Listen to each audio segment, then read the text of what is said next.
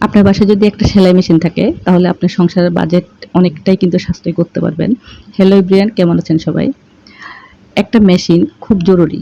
এটা আমরা বাসায় যেমন আমাদের বিভিন্ন রকম ফার্নিচার বা এটা সেটা রাখি, তার মধ্যে সেলাই মেশিনটা কিন্তু একটা অনেকটা গুরুত্বপূর্ণ একটা ভূমিকা পালন করে আমি মনে করি। যদি একটা সেলাই মেশিন থাকে আপনি অনেক কিছুই করতে পারেন।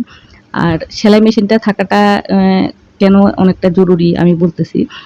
বা এটা যারা সেলাই পারেন তাদের জন্য কিন্তু একটা সেলাই মেশিন বাসায় থাকে না বলেই কিন্তু দেখা যায় আমি শখ করে অনেক কিছু সেলাই করতে পারি না।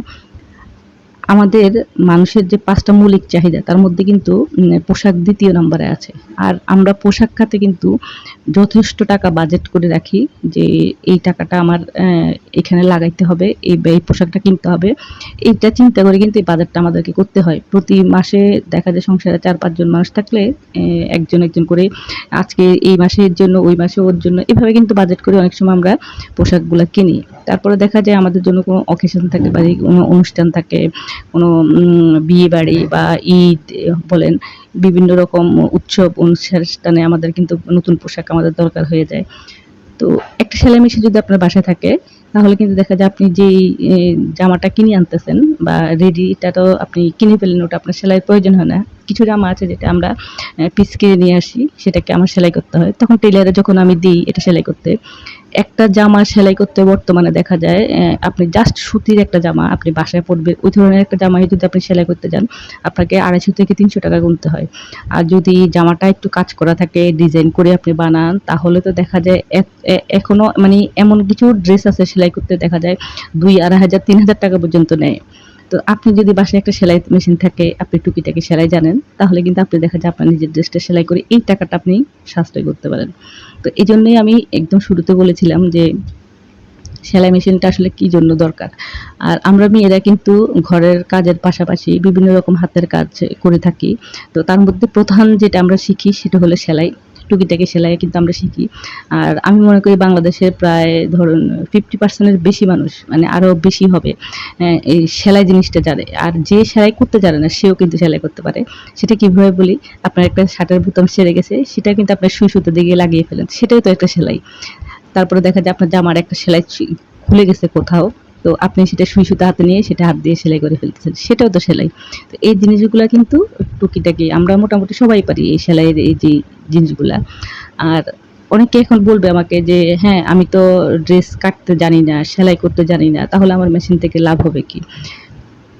এখন আধুনিক যুগে আপনার সেলাই শেখাটা কোনো ব্যাপার না। আপনি একটা মানে কোথাও একটা ভিডিও দেখেও কিন্তু আপনি দেখে ওই জিনিসটা শিখে নিতে পারেন। কারণ বিভিন্ন রকম সেলাইয়ের কোর্স অনলাইনে আছে, যেখান থেকে মানুষ শিখে কাজ করে। আমার কথা ধরুন, আমি আমার গল্পটা আপনাদেরকে বলি। আমি কোথাও সেলাই শিখিনি। হ্যাঁ? আমার একটা আপা সেলাই করতো। আমি উনার কাছ থেকে দাঁড়াইয়া দেখতাম যে উনি কিভাবে সেলাই করে। তো ওভাবে দেখতে কিন্তু আমার সেলাই শেখা হয়ে গেছে। টুকিটাকি কাটা, যেটা নিজের পোশাক আগে কেটে আমি সেলাইকে শিখছি। শেখার পরে আমার নিজের পোশাকগুলো আমি নিজে বানাইতাম। এভাবে কিন্তু আমার সেলাই শেখা হয়ে গেছে। তো বর্তমানে আমি আসলে সেলাই করতে পারি না। কারণ আমার শারীরিক কিছু সমস্যার কারণে আমি করতে পারি না। তারপরেও কিন্তু আমি সেলাই করে ফেলি। আমার সংসারের ছোটখাটো জিনিসগুলা যেগুলো আসলে আমি দোকানে দিতে চাই না, যেগুলো আমি নিজে হাতে করতে পারি শর্টকাটে, তো এগুলো আমি কিন্তু বাসায় করে ফেলি। যেমন ধরেন আজকে আমি একটা বালিশের কভার সেলাই করতেছি। এটা আমার বালিশের ভিতরের যে কভারটা থাকে যেটার মধ্যে আমি তুলা ভরবো আরকি, সেই কভারটা আমার সেলাই করতে হবে। এটার জন্য আমাকে দোকানে যাইতে হবে। দোকানে এটা নিয়ে গেলে মিনিমাম আমাকে এটার মজুরি ৳১০০, ৳৫০ দিতে হবে। তো আমি সেটা না করে আমি বাসায় সেলাই করে ফেলতেছি। এই টাকাটা কিন্তু আমার সাশ্রয় হচ্ছে। তো এজন্যই বললাম যে আপনার বাসায় যদি একটা মেশিন থাকে, এই যে লম্বা যে টান দিয়ে সেলাই করা, এটাতে কিন্তু ডিজাইন লাগে না। এটা আপনি জাস্ট কেটে সেলাই করে ফেলবেন। এটা আপনি করতে পারবেন। এরপরে যদি আপনি যখন টুকিটাকি সেলাই কাজটা জানেন, আপনি আপনার সংসারের কাজের পাশাপাশি আপনার নিজের ড্রেসটা সেলাই করলেন বা আশেপাশের কারো একটা ড্রেস সেলাই করলেন আপনি। সেলাই করে আপনি দোকানে ওরা ৳৩০০ নেয়। আপনি যদি ৳২০০ নেন বা ৳১৫০ নেন, দেখবেন যে আপনার কাস্টমারের অভাব হচ্ছে না। আপনি আপনার হাত খরচটা আপনি এখান থেকে নিতে পারবেন।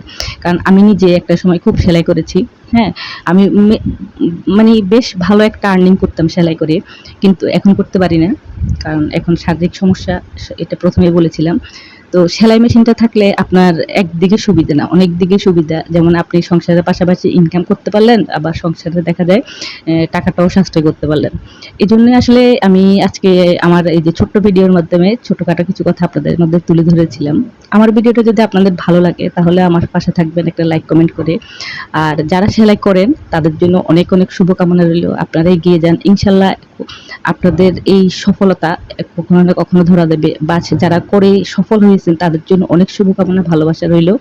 সেলাইটা কিন্তু কিন্তু মানে আমি বলি আর কি, আমি এটাকে খুব সম্মান করি এই কাজটাকে, কারণ এটা ঘরে বসে খুব সুন্দরভাবে করা যায়। তো আজকে এই পর্যন্তই, সবাই খুব ভালো থাকবেন, আল্লাহ হাফেজ।